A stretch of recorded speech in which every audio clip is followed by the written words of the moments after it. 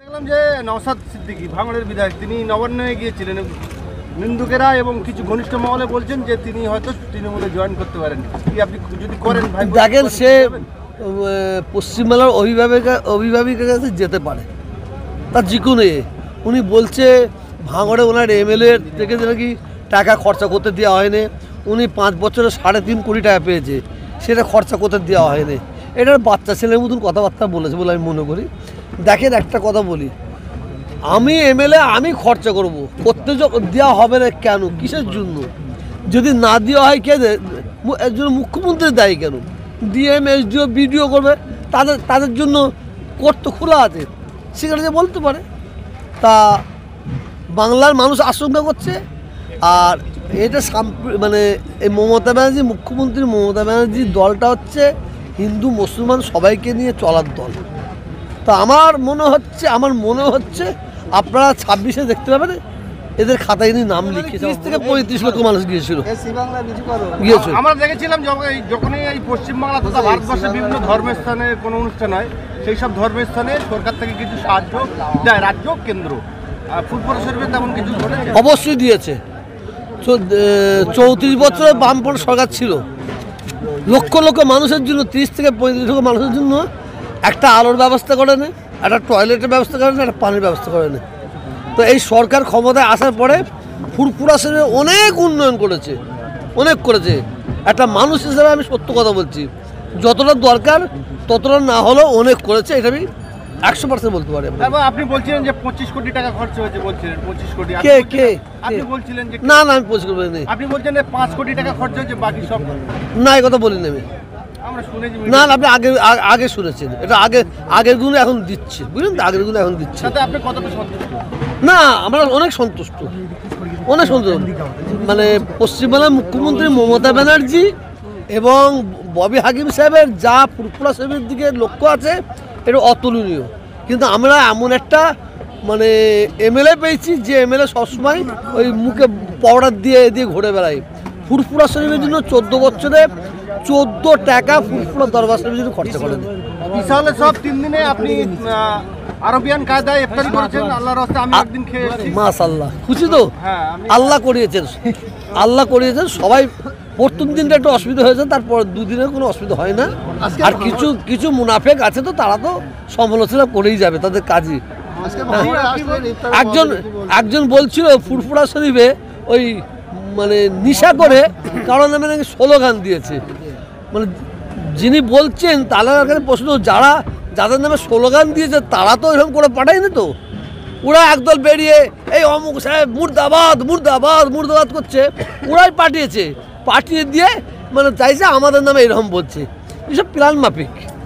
ফুরফুরার ট্রেনটা হলে কতটা ভালো হয়? ফুরফুরার ট্রেন হলে বাংলার মানুষের সুবিধা হবে, হিন্দু মুসলমানের বাংলার মানুষের সুবিধা হবে। আর ট্রেন হবে বলে আমার মনে হচ্ছে না। তো কেন্দ্রীয় সরকার যতদিন না যাবে, এরা এই মুসলমানদের জন্য কিছু করবো বলে মনে হচ্ছে না। আজকে ভাঙড়ে এসেছেন ইফতারি মাহফিল, কি বলবেন? খুব সুন্দর। আমরা যখন এতে দাওয়াত দেয়, দেখেন আমরা পলিটিক্স করি না বলে পলিটিক্স বুঝি না, ঠিক নয়। আমরা ফুরফুরা পীর সাহেবের আওলাদ, আমাদের নিয়ে যে সেখানে কোনো অসম্মান না করা হয়, কোনো পলিটিক্যাল ব্যানার না থাকে। পলিটিক্যাল লোক থাকবে, প্রত্যেকটা লোক পলিটিক্যাল লোক থাকুক, কিন্তু কোনো ব্যানার না থাকে।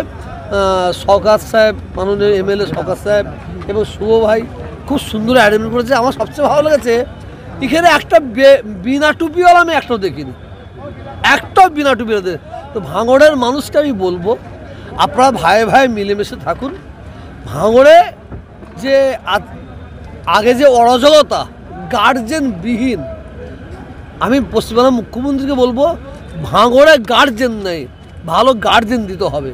তাহলে গার্জেন যদি ভালো থাকতো, আমার মনে হয় অনেক মায়ের কোল খালি হতো না, অনেক বাচ্চা মনে হতো না। ওই তো আজকে তো অনেক শান্ত। এখানে ভালো মানে গার্জেন দিতে হবে। আপনার ভাইপোকে কি আপনি দক্ষ গার্জেন বলে ভাবছেন না? দেখেন, আমার ভাইপো রাজনীতি করছে, তার পরিচয় আলাদা, ভাইপোর পরিচয় আলাদা। তা আমি একটা কথা বলি, আপনাদের সবার সামনে বলে যাচ্ছি, আপনারা অপেক্ষা করুন। আমার মনে হয় আল্লাহ ভালো জানেন, খুব শিগগিরই উনিও এদের খাতায় নাম লেখাচ্ছে। আমি শুনেছি যে দাদা হুজুর দক্ষ একজন রাজনীতিবিদ ছিলেন। না, বাজে কথা। আমি শুনেছি। না, বাজে কথা। দাদা হুজুর দক্ষ রাজনীতি জানতেন, রাজনীতিবিদ ছিলেন না। এই যে আমার সঙ্গে আমাদের ভাইপোদের সঙ্গে ঝগড়াটা কি, ভাইপোদের ঝগড়া কি? ওই দাদা হুজুর নাকি রাজনীতি করতেন, উনি প্রার্থী দিতেন। এটা এই মিথ্যা দিয়ে মানুষকে ভাঁওতা দেওয়ার ঠিক নয়। আচ্ছা, কালকে দেখলাম যে নওশাদ সিদ্দিকী ভাঙড়ের বিধায়ক, তিনি নবান্নে গিয়েছিলেন। নিন্দুকেরা এবং কিছু ঘনিষ্ঠ মহলে বলছেন যে তিনি হয়তো তৃণমূলে জয়েন করতে পারেন। কি আপনি যদি করেন ভাই? দেখেন, সে পশ্চিমবাংলার অভিভাবিকের কাছে যেতে পারে, তার যে কোনো উনি বলছে ভাঙড়ে ওনার এমএলএ থেকে নাকি টাকা খরচা করতে দেওয়া হয়নি। উনি 5 বছরে 3.5 কোটি টাকা পেয়েছে, সেটা খরচা করতে দেওয়া হয়নি। এটার বাচ্চা ছেলের মতন কথাবার্তা বলেছে বলে আমি মনে করি।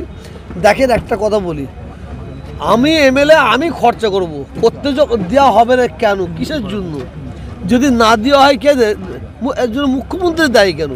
ডিএম, এসডিও, বিডিও করবে, তাদের জন্য কোর্ট তো খোলা আছে, সেখানে যে বলতে পারে।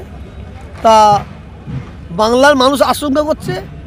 আর এটা মানে এই মমতা ব্যানার্জি, মুখ্যমন্ত্রী মমতা ব্যানার্জির দলটা হচ্ছে হিন্দু মুসলমান সবাইকে নিয়ে চলার দল। তা আমার মনে হচ্ছে আপনারা 26-এ দেখতে পাবেন এদের খাতায় নিয়ে নাম লিখিয়েছে, আমার মনে হচ্ছে। ভাঙড়ের মানুষকে ভাঙড়ের মানুষ মানে আমি দেখছি, আমি তো সবচেয়ে বেশি ভাঙড়ে আসি, মানে শুরু থেকেই বুকা। এরা মানে ঢেউ উল্টো দিকে যায়, ঢেউ দিতে যায়। এর আগে দেখেন, তার আগে দেখেন, তার আগে ঢেউ উল্টো দিকে যায়। আমি বলবো ভাঙড়ের মানুষকে, আপনারা উন্নয়নের দিকে লক্ষ্য রাখুন। এরা হিংসা নিয়ে আপনারা চলাফেরা করবেন না। কীভাবে উন্নয়ন হয় সেই দিকে লক্ষ্য রাখুন। সে সিপিএম করবে কি তৃণমূল করবে কি কংগ্রেস করবে, যার দ্বারাই উন্নয়ন হবে, যে দল ক্ষমতায় থাকতে পারে তার দিকে আপনারা যান। এবং সাম্প্রদায়িকের বিরুদ্ধে আমাদের হাঁটতে হবে, সাম্প্রদায়িকের বিরুদ্ধে হাঁটতে হবে, এটাই মনে করি। জি, এবার কি মনে করছে ভাঙড়ের মানুষ সিধা দিকে চলবে কি? দেখেন, ঠকতে তো মানুষ শেখে। তো ভাঙড়ের মানুষ সম্পর্কে আমি অনেক জানি। এরা কখন কোন রূপ ধরে আল্লাহ পাক ভালো জানেন। এরা তো হুচুকে বাঙ্গাল। দেখেন, এই ভাঙড়ে রাজনীতি করতে করতে সবচেয়ে বেশি এবারে মানে মায়ের কোল খালি হয়েছে, আমার বোন বিধবা হয়েছে, অনাথ হয়েছে, সবচেয়ে বেশি তো হয় ভাঙড়ে হয়েছে বলে আমি মনে করি। অতএব এটা তো বিরাট অন্যায় জিনিস। রাজনীতি হবে, রাজনীতির লড়াই হোক। মানুষকে মেরে দেওয়া, খুন করা, মার্ডার করা, এই রাজনীতি কোনোদিনই কাম্য নেই।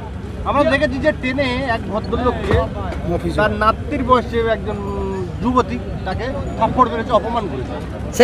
সেইটা যে বয়স্ককে মেরেছে, ও তো ওই মুরব্বীকে মারে নেই, ও তোর বাবাকে মারলো, দাদুকে, ওর দাদুকে মারলো। মানে ওর বাবা নাকি ছিল, সে বারণ করেছে। আসল ও কারো তামাক খেয়ে এটা করেছে, ওটা করেছে। ওরা ওই করে হিন্দু মুসলমান একটা দাঙ্গা লাগাতে চাইছে, জানে। আমি মানলুম তারা এবার মুসলমান সে একটা হিন্দু লোককে মারবে, এত কাঁচা আলে আমরা পা দিইনি।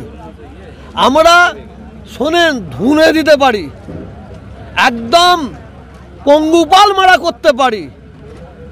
আমরা হিজড়ের বাচ্চা নয়, আমরা হাতে চুরি পরে বেড়াইনি।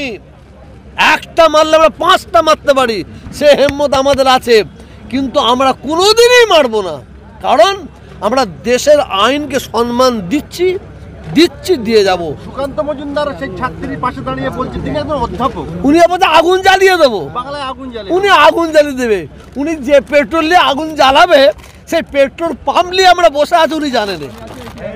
উনি আমার কথা শুনছেন, উনি যে পেট্রোল নিয়ে আগুন জ্বালাবে, সুকান্ত যে পেট্রোল নিয়ে আগুন জ্বালাবে বাংলায়, সেই পেট্রোল পাম্প আমরা নিয়ে বসে আছি। কিন্তু আমরা সেই পেট্রোল পাম্প থেকে 1 ফোঁটা পেট্রোল মিসইউজ করব না। আমরা দেশকে ভালোবাসি, আমি এরা দেশের গাদ্দার নাই, আমরা বেঈমানের বাচ্চা নাই। এই দেশকে স্বাধীন করেছে এই বাংলার সম্প্রীতির হিন্দু সম্প্রীতির মুসলমান সুকান্ত ওর বাবার খবর নেন, যখন দেশ স্বাধীন হয় তখন মানে খাটের তলায় নুকিয়েছিল। মানে উনি একজন অধ্যাপক, তাহলে ওনার ছাত্রছাত্রীরা কি এরকম বৃদ্ধ মানুষকে দু রকম গাদা হয়, একটা শিক্ষিত গাদা হয়, একটা অশিক্ষিত গাদা হয়। দু রকম গাদা হয়, একটা শিক্ষিত গাদা হয়, একটা অশিক্ষিত গাদা হয়। তার মধ্যে সুকান্ত কোনটি পড়ছে ওকে জিজ্ঞেস করুন, ওই প্যায় প্যায় প্যায় করে কথা বলতো, প্যায় প্যায় প্যায় প্যায় করে কথা বলতো, ছাড়েন তার কথা। হ্যাঁ।